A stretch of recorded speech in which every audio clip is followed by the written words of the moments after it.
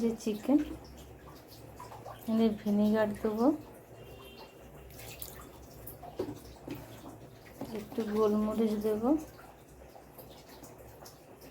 নুন দেব, আর এই পেস্টটা দেবো,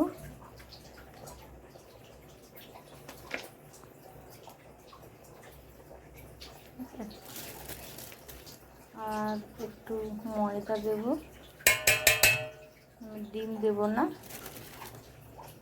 ময়দা দেব, একটু দোকানের মতন বলে একটু কালার দেব, ভালো লাগবে, অল্প একটু কালার, বেশ লাল লাল হবে দোকানের মতন। সব কিছু দিয়ে দিচ্ছি, এটা এবারে মেখে রাখবো। এই যে এরকম সুন্দর হবে দেখতে, একদম লাল লাল হবে। পকোড়া করব, পকোড়া করে আরেক রকম রান্না করা যায়, সেটা আমি দেখাবো ভাজার পরে। এই ময়দাটা দিলাম, এর ভিতরে আর তেল ঢুকবে না, নরম হয়ে যাবে। আমি 10 মিনিট পরে আবার এটাকে ভাজবো। চিকেনটা ভাজা হয়ে গেছে,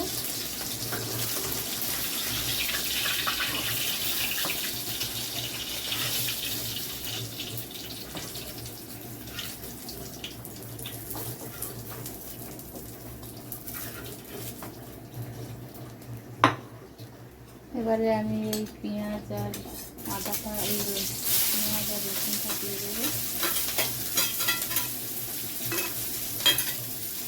ভাজাটা হয়ে গেলে মশলাটা দেবো। মশলাটা হয়ে গেছে, এবারে এই সসটা দিয়ে দেবো।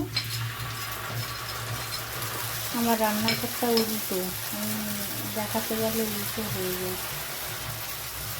রান্নাটা এরকম লাল লাল হবে।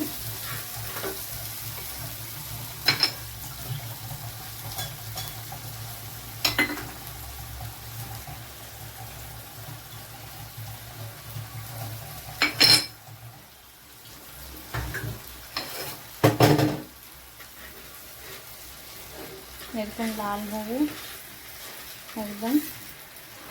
আর এই যে চিকেনটা মেখে রেখেছিলাম, এই চিকেন মাখার ওই বাসনে চিকেন সবই লেগে আছে, তো এটা আমি ফেলবো না, এটা আমি কর্নফ্লাওয়ারের কাজ হয়ে যাবে।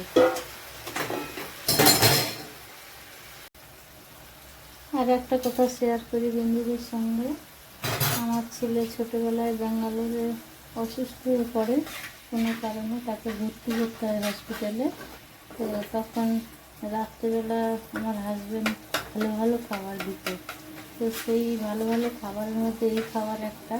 তো তখন যতটুকুই খেয়েছি মুখে লেগেছিলো, তখন তো খেতে মন চায় না কোনো মাছ।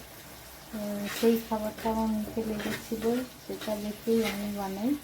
সেটা ফুলকপিরও বানাই, চিকেনেরও বানাই, আর বাঁধাকপিরও বানাই, যে কোনো জিনিস ইউজ করে নিয়ে বানানো যায়, খুব ভালো লাগে এটা।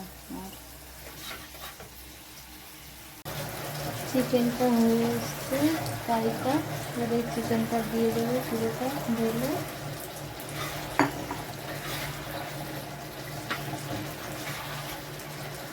অনেক মানুষ রান্না দেখে শেখে, কিন্তু আমি যদি সেটাও শিখি আমি, কিন্তু যেটা যদি মনে হয় খেয়েছি কোনো রান্না, সেই রান্নাটা আমি দেখতে হবে না, সেটা আমি নিজেই করে দেবো।